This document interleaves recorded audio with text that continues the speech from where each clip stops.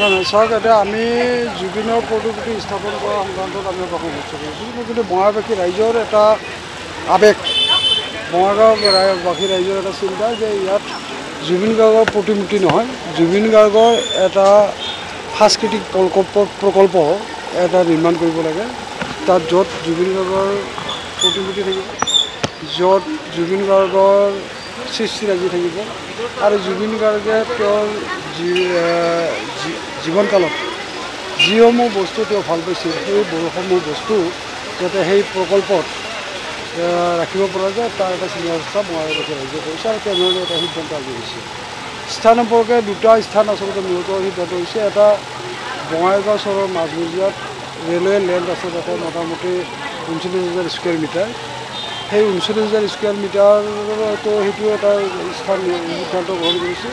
আনহাতে সন্যাসী পাহাৰত যি 5 বিঘা মাটি আছে টিলাত ইঞ্জিনিয়াৰিং কলেজৰ লগত, ইঞ্জিনিয়াৰিং কলেজ আৰু ইণ্টিগ্ৰেটেড ডি চি অফিচৰ মাজত সেই ঠাইটুকুৰা তাৰমানে ৰাইজে আজি সিদ্ধান্ত গ্ৰহণ কৰিছে। গতিকে ইয়াৰ পিছত আমাৰ এখন কমিটি হৈছে, সেই কমিটিখনে বহি আমি ৰেলৰ মাটিটুকুৰা পাওঁ নাপাওঁ এই বিষয়টো নিশ্চয় আলোচনা বিবেচনা কৰিব। যদি নাপাওঁ আমি নিফিজিলি আমি সন্যাসী পাহাৰত আমাৰ জুবিনৰ যিটো সাংস্কৃতিক প্ৰকল্প এই জুবিনৰ সাংস্কৃতিক প্ৰকল্প আমাৰ সন্যাসী পাহাৰত কৰিবলৈ যাওঁ। আমাৰ এটা পৰিৱেশ দিয়া হ'ব।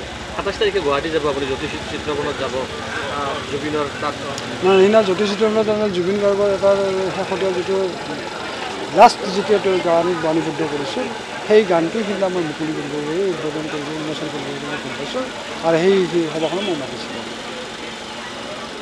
বঙাইগাঁৱত যিটো প্ৰতিমূৰ্তি বনাব এইখিনি ৰাজহুৱাভাৱে হোৱা হ'ব নে চৰকাৰী কিবা? নাই, এতিয়ালৈকে আমি চৰকাৰৰ কথাটো আমি চিন্তা কৰা নাই। পৰৱৰ্তী সময়ত যেতিয়া আমি প্ৰকল্পলৈকে যাম, তেতিয়া প্ৰকল্পলৈকে গ'লে আমি নিশ্চয় চৰকাৰী ব্যৱস্থাত আমি আগবাঢ়ি যাব লাগিব। কিন্তু এতিয়া এই মুহূৰ্তত আমি যিটো প্ৰতিমূৰ্তি বনাম এই প্ৰতিমূৰ্তি বনোৱাৰ ক্ষেত্ৰত আমাৰ নিশ্চিতভাৱে 40-45 লাখ টকা খৰচ হ'ব আৰু এই 40-45 লাখ টকাটো আমি বঙাইগাঁওবাসী ৰাইজেই দান বৰঙণি আমি পাম আৰু এই ক্ষেত্ৰত আমি ইতিমধ্যে আমি মাজে মাজে তেওঁলোকে আমাৰ এটা কমিটমেণ্ট দিছে। আজি আপোনালোকে ইয়াত দেখিছেই যে এই সভাখনত বিভিন্নজনে দান বৰঙণি দিবৰ কাৰণে আগবাঢ়ি আহিছে।